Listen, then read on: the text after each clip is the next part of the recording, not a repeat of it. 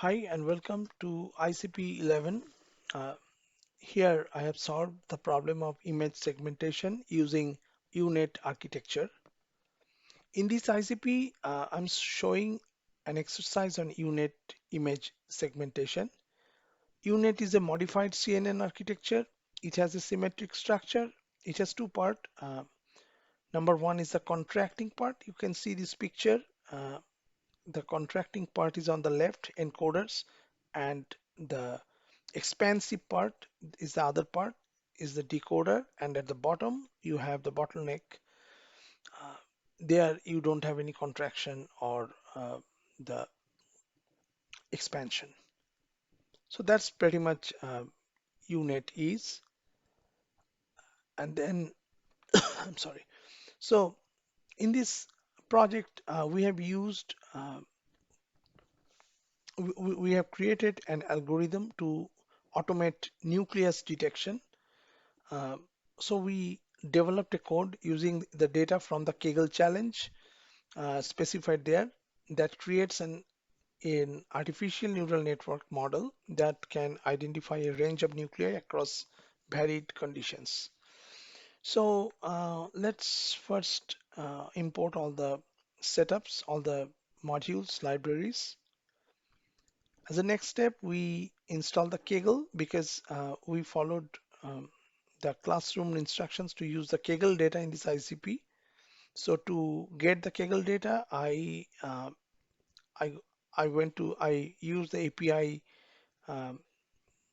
connectivity with the Kaggle, and then at this point the Kaggle data, after I established the API connectivity, the Kaggle data becomes integrated with the Collab workspace. You can see the data here actually on the left hand side pane. The Kaggle data is downloaded, and finally, after I unzipping the Kaggle data, these are the files I see. And from the files in general, I have two sets of files for each folder, images and masks. So images are the images of the nuclei, and the masks are the segmented masks for each nuclei. So then go to the code. I get the data. I imported all the images and associated masks. Then we downsample both training and test images to make our process a little bit lighter. So that's the downsizing is done here. I mean, we have resized the image. So then this is the step where I accumulated the data and created the test and train data for our analysis.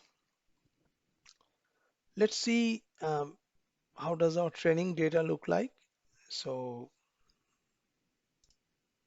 this is what this is how it looks like.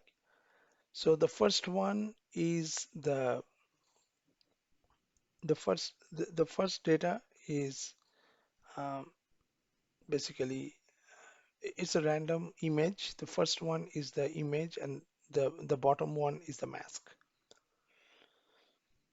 Okay, so the next step is to build the UNet model. Uh, I start with the inputs with parameters, height, width, and channels for the image. Then comes the first layer in the contraction path of the UNet network. Here, important thing to see is that we have used the max pooling to reduce the image size. Remember the U-shaped network. So right from the left hand side, it starts reducing the image size. So this is done here.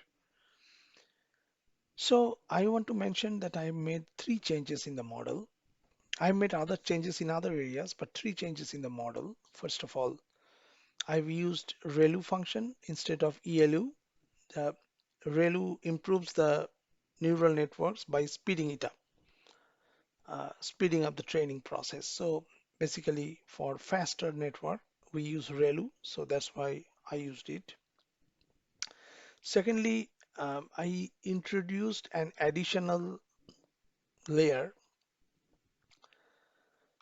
additional layer in the upsampling stage. and then I used a dropout value of zero point 0.2 throughout the layers instead of zero point 0.1 in the classroom example, and this is done to avoid overfitting issues. So let's go step by step. Uh, After the input, this is the first layer of the contraction path, second layer, and then we go to the third layer. There is fourth layer, and finally we get the bottleneck layer. There's a difference between the contraction path and the bottleneck layer. That bottleneck layer doesn't have max pooling 2D. There is no upscale, there is no contraction of the images. That's why we don't have it in the bottleneck layer. Then we start the upscaling, upsampling. First layer. This is the second layer of the upsampling, and you can see clearly this is the additional layer I was talking about. The additional layer is introduced because after the bottleneck layer, if any information is lost uh, during the upsampling, that we may lose critical information from the data. So to minimize that, I have introduced that additional con 2D layer. So this is the third layer, and finally the output layer.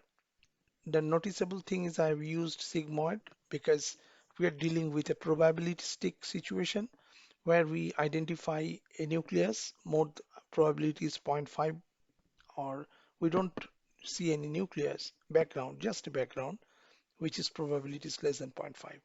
So that's why I have used the sigmoid function here.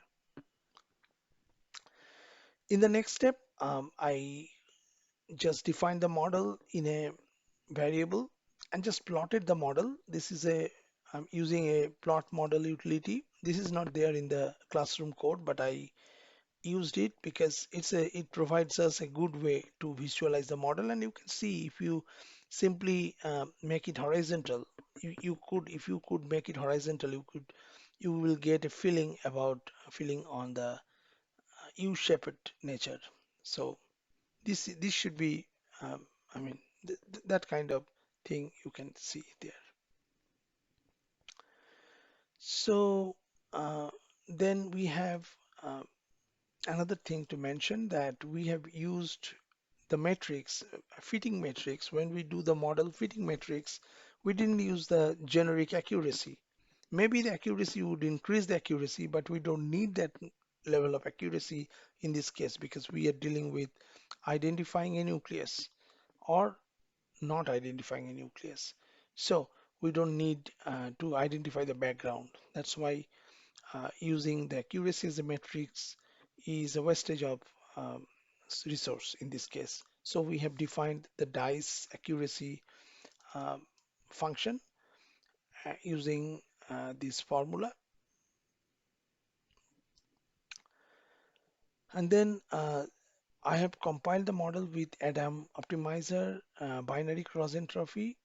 The cross entropy is a good choice of the loss function for classification problems, which is the case we are dealing here. So finally, I ran the model. Uh, there are different changes I have implemented here. So I have made three changes here.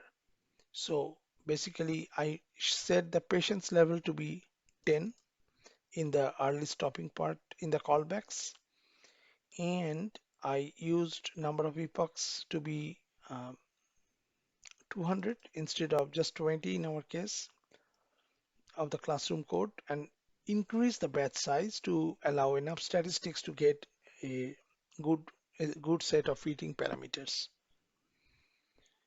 So once I do the training, you can see that we got a reasonable accuracy, 87%, and very good reasonable loss, 2%.